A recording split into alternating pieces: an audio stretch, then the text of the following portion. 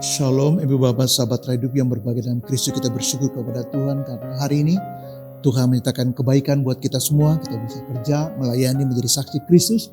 Kita tahu bahwa ketika kita percaya Yesus, kita punya jaminan yang pasti di surga kelak. Karena Yesus katakan setiap orang yang percaya kepada tidak binasa, melainkan beroleh hidup yang kekal. Hari ini kita akan bahas tema penting. Tema saya adalah 5 tips mengatasi trauma akibat kematian anak. 5 tips mengatasi trauma akibat kematian anak. Saya baca 2 ayat dari Mazmur 9 ayat 2 dan 3 firman Tuhan. Aku mau bersyukur kepada Tuhan dengan segenap hatiku. Aku mau menceritakan segala perbuatanmu yang ajaib. Aku mau bersukacita dan bersukaria karena Engkau bermazmur bagi namamu yang maha tinggi. Jadi ada 5 ungkapan di sini yang luar biasa, yaitu pertama dikatakan bersyukur dengan segenap hati. Yang kedua, ia menceritakan segala perbuatan Tuhan yang ajaib. Yang ketiga, bersukacita. Yang keempat, bersukaria karena Engkau. Dan yang kelima, bermazmur bagi namamu yang maha tinggi. Jadi ungkapan-ungkapan itu menjadi dasar ketika kita menghadapi dampak dari kematian orang yang kita cintai, yaitu anak kita. Maka ketika kita menghadapi itu, mari kita lihat 5 bagian ini. Ya, bersyukur atas kebaikan Tuhan. Ini memang berat. Ya, ketika anak kita meninggal, kita merasa bahwa harapan kita juga ikut melayang pergi. Ketika anak kita dipanggil, kita berpisah dan merasa sangat sedih dan bahkan terluka. Kita merasa semua harapan kita, kerinduan kita, cita-cita kita, mungkin apa yang pernah kita bayangkan, kita sudah siapkan semuanya, termasuk biaya kuliah, termasuk ya barangkali deposito buat dia studi ke luar negeri, ke Amerika, ke Inggris, atau ke Prancis, atau kemana saja. Kini semuanya berubah karena Tuhan sudah panggil dia. Kita merasa sangat begitu kehilangan. Sangat berduka. Bahkan beberapa saat kita merasa seperti Tuhan tidak adil. Seperti Tuhan tidak faham dan bahkan tidak izinkan kita menikmati apa yang menjadi harapan dan doa kita. Kerinduan dan mungkin sesuatu yang sudah ada begitu dalam di hati kita tentang masa depan anak kita. Tapi sekarang berbeda karena Tuhan sudah memanggil dia, pasti sedih. Siapapun akan sedih, siapapun. Ya bayangkan kalau itu anak tunggal, wah lebih sedih lagi. Dia anak yang cantik atau anak yang ganteng, yang pintar, yang baik. Anak yang penurut, anak yang selalu menyenangkan hati orang tua. Ya, anak yang selalu hadir memberi semacam sukacita, damai. Membuat keluarga itu akur dan begitu lengkaplah kebahagiaan mereka. Tapi sekarang berbeda, Tuhan sudah panggil dia. Ingat bahwa anak kita adalah milik Tuhan. Jadi Tuhan yang memberi, tetapi Tuhan juga yang mengambil, dan kata Ayub, terpujilah nama Tuhan. Ayat ini mengatakan 5 hal yang luar biasa. Aku mau bersyukur kepada Tuhan dengan segenap hati. Bersyukurlah kepada Tuhan. Menceritakan segala perbuatan Tuhan yang ajaib di kehidupan kita. Termasuk ketika Tuhan memanggil anak kita yang kita cintai itu. Bersukacita, bersukaria karena Tuhan. Tuhan ada dan tidak pernah tinggalkan kita. Dia sudah memanggil, dia tahu yang terbaik buat anak itu.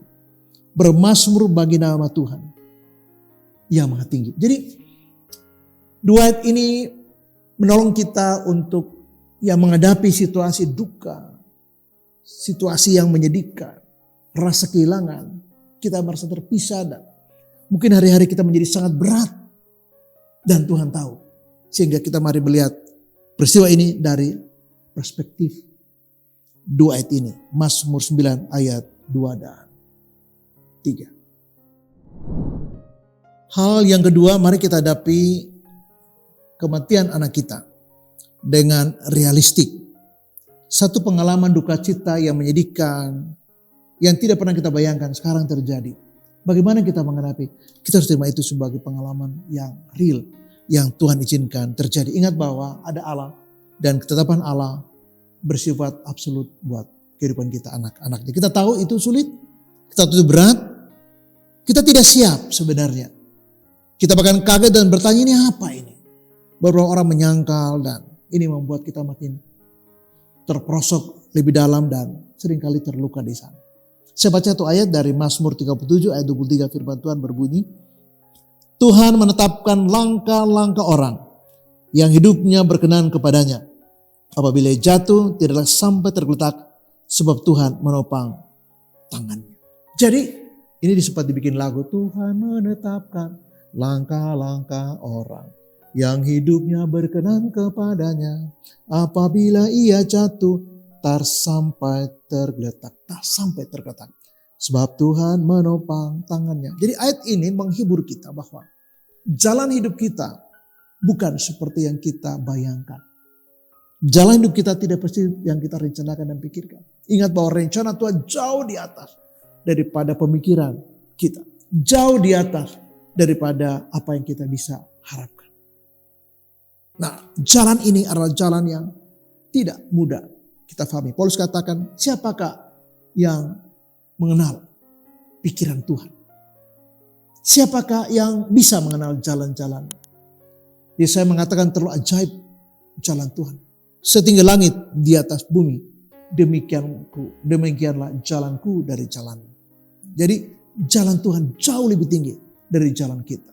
Rancangan Tuhan jauh lebih tinggi, lebih mulia daripada rencana kita. Nah, ketika kita berhadapan dengan situasi seperti ini, ingat bahwa Tuhan telah menentukan jalan hidup anak kita. Bukan karena pilihan kita, bukan karena keinginan kita, bukan juga karena kecelakaan. Memang ada orang mati gara-gara kecelakaan, tapi bukan kecelakaan orang itu meninggal. Memang sudah waktunya. Ada orang tidur mati, bukan karena tidur dia meninggal. Tidur cuma keterangan waktu dia meninggal. Tapi itu sudah saatnya ketika dia tidur. Beberapa orang lagi berjalan mati, bukan karena berjalan dia mati. Berjalan bukan penyebab dia mati, tapi keterangan waktu dia mati. Kenapa dia mati? Ya sudah waktu Tuhan. Jadi ketika Tuhan menetapkan langkah hidup seseorang termasuk anak kita, maka mari kita hadapi ini dengan berbesar hati karena kita harus realistik pada kehidupan kita. Allah yang sudah menentukan itu, mari kita bersyukur seperti kata pemazmur yang kita baca tadi, Mazmur 9 ayat 2 dan 3. Walaupun sulit, kita belajar untuk percaya bahwa apa yang Tuhan perbuat adalah yang terbaik. Hal yang ketiga adalah mari kita belajar untuk memiliki sahabat yang terbaik. Orang-orang yang dekat kita yang menjadi sistem pendukung kita ketika kita mengalami situasi yang sulit seperti ini. Nah, Daud itu punya teman namanya Yonatan. Mereka selalu berbagi suka dan duka. Ketika ada masalah, ya mereka saling memberi dukungan. Itulah makna seorang sahabat. Ya. Nah, kita melihat apa yang terjadi pada Musa sama. Musa punya seorang sahabat yang dekat yaitu Yosua. Di kemudian hari Tuhan katakan, Musa siapkan Yosua untuk menjadi penggantimu. Jadi dimanapun Musa berada, Yosua ada di sana. Dan bersama dia. Bahkan ketika Musa ingin naik ke gunung, Yosua tunggu di kaki gunung. Ya. Jadi persahabatan itu menjadi sistem pendukung. Ya, social supporting yang baik. Juga spiritual supporting yang baik. Karena teman yang baik itu bisa doakan kita. Kita tahu ketika Paulus bertobat dan banyak orang yang curiga dan tidak yakin bahwa dia bertobat. Karena dia terlalu jahat pada masa lalu, dia sangat berbuat jahat. Bahkan menganiaya jemaat Tuhan. Dan Ananias mengatakan, Tuhan ini orang jahat. Tuhan katakan, Ananias tidak, ini alat pilihan bagiku. Nah, di saat seperti itu orang semua takut dan curiga. Tidak yakin bahwa Paulus itu sungguh-sungguh bertobat. Seorang tokoh bernama Barnabas itu percaya. Nah, Barnabas tidak melihat masa lalu Paulus. Biasanya orang suka lihat masa lalu. Dan mengatakan, saya kan kenal dia, Pak Tony. Maksudnya, saya kan tahu dulu masa lalunya, Pastor. Dia dulu kan begini begitu. Saya tahu orang tuanya, saya tahu keluarganya, saya tahu kakak adiknya, saya tahu. Maksud lu? Ya jadi orang gak senang melihat orang itu maju. Kan mungkin saja benar dulu dia bermasalah. Tapi sekarang kan dia berubah. Orang bisa berubah karena bertobat percaya Yesus. Nah, ketika orang melihat masa lalu Paulus dan takut bahwa dia orang yang berbahaya dan mungkin curiga. Tidak yakin bahwa dia bertobat, Barnabas. Seorang yang berani ambil risiko untuk percaya bahwa Paulus betul bertobat. Dan benar, Paulus bertobat. Nah, orang seperti Barnabas kita perlukan. Orang yang bisa menerima di saat-saat paling sulit. Menjadi teman untuk berbagi di saat-saat paling sulit. Dan Paulus mengerti itu. Paulus punya teman yang baik, misalnya Timotius dan Silas. Ketika di penjara, waktu Paulus masuk penjara di Filipi, ada Silas di situ. Nah, teman yang baik itu seperti itu.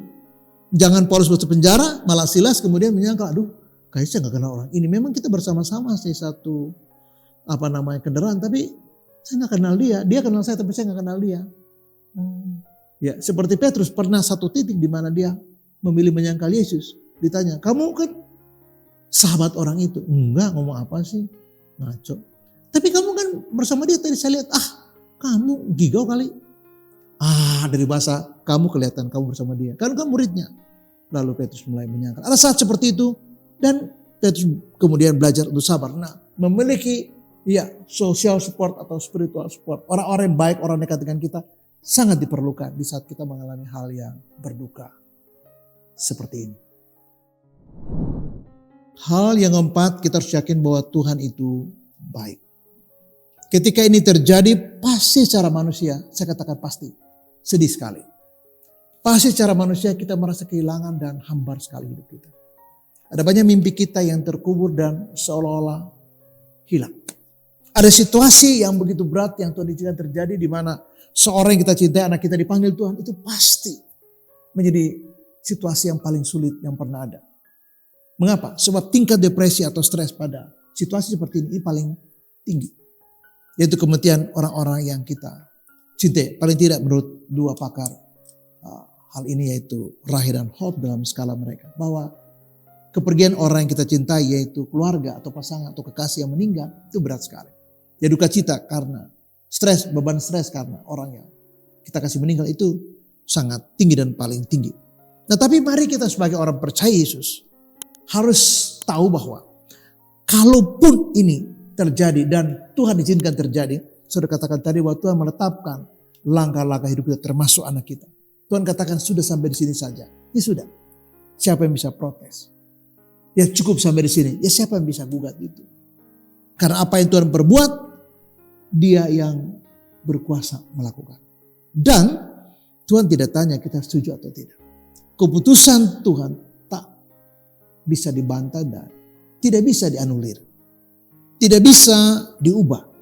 Karena itu bukan cuma benar, tapi itu indah dan sempurna. Nah, ketika Tuhan memanggil orang yang paling kita cintai pergi dari kita, itu kita merasa berat. Tapi kita harus percaya bahwa Tuhan selalu baik. Apapun yang Dia lakukan, termasuk memanggil orang yang kita cintai, yaitu anak kita, selalu baik. Dan ini barangkali butuh proses yang panjang untuk kita belajar.